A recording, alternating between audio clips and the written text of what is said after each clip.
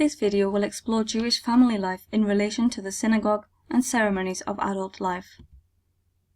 Traditionally, parents, sometimes with the help of a matchmaker, find partners for their children to marry. Some Orthodox Jewish families still do this, believing that the matchmaker is working on God's behalf in uniting the couple. The couple can still be actively involved in deciding if they will get married. Today, though, many Jewish people find partners for themselves. Traditionally, approval of the parents is sought before the couple are betrothed or engaged to marry, known as kiddushin. In Jewish law, this betrothal has legal status, and traditionally happened 12 months before the marriage, but today is likely to happen just before the marriage. The groom is likely to be involved in the Torah blessing the Shabbat before he is married, then formally announce the marriage. There is usually then a celebration with food and drink with members of the congregation. Usually this is the last time the couple see each other before the wedding. Before the wedding, a ketubah, or wedding contract, is drawn up which sets out the husband's responsibility to his wife, and sometimes the wife's to the husband. The wedding ceremony happens in the synagogue, on any day but Shabbat. Traditionally, they took place outdoors under a huppah, a canopy that symbolizes the couple's new home. The bride circles the groom 7 times. They recite 2 blessings over wine. The man gives a ring and the ketubah, the wedding contract, is read. A special guest will recite 7 wedding blessings to the couple, and the rabbi will make a short speech. In the final part of the ceremony, the groom breaks a glass under his heel, which symbolizes the destruction of the temple, showing the wedding could not have taken place there. It is also a representation of the sadness that exists in life. Then the guests shout Mazel Tov, meaning good fortune. The married couple then spend a few minutes in a private room symbolizing their new status as husband and wife. Some Reform Jews will go on honeymoon, whilst Orthodox Jews are more likely to stay at home with friends and family. The 7 blessings are recited each night for the first week of marriage. Marriage is an important part of Jewish life, and in Judaism there is no religious reason to remain unmarried. Marriage provides a suitable environment in which to bring up children. The home is at the center of religious life along with the synagogue. Traditionally, a Jewish person should marry another Jewish person to keep the faith alive. Children brought up in a Jewish household continue the faith.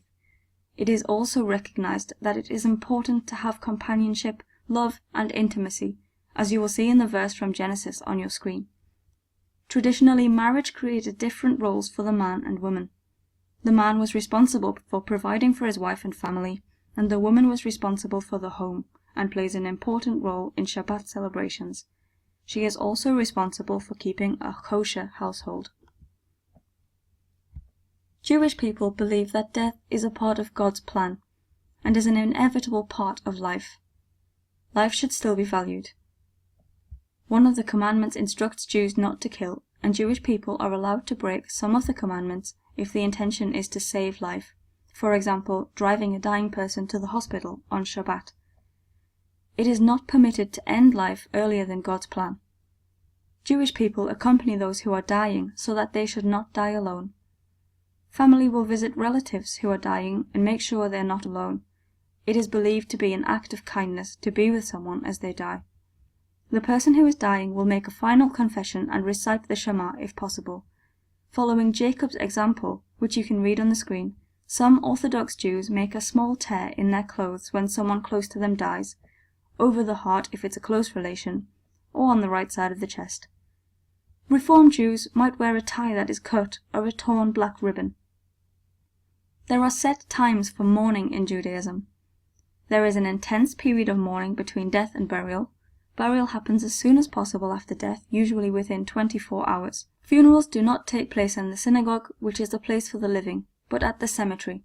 Usually, after 12 months, a tombstone is unveiled to remember the person, and visitors may place a small stone on it.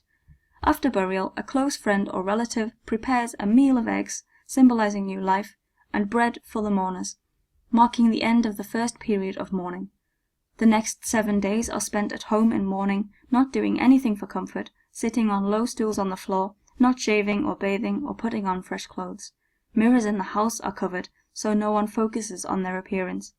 A prayer service is held in the house 3 times a day with a minyan of 10 people made up of relatives, friends, and neighbors. The mourner's Kaddish is recited to pray for the coming age of peace. After Shiva, there is a less intense period of mourning for 30 days, in which mourners do not listen to music or go to parties or cut their hair. For a parent, there is an additional 11 months of mourning. On the anniversary of a death, a yahrzeit candle is lit and burns for 24 hours. There is little Jewish teaching on life after death, as the emphasis is on living in the right way, which will influence what happens after death.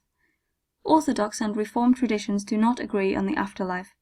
Sheol is mentioned in the Torah as a place of darkness and silence where souls exist.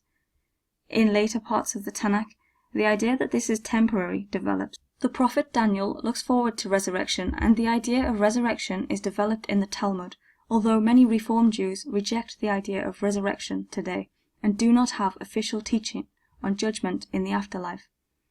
Orthodox Jews believe that a Messiah will lead a messianic age, where the dead will resurrect and live in a time of peace in a restored Israel, when the temple will be rebuilt in Jerusalem. This is why many Orthodox Jews wish to be buried in Jerusalem.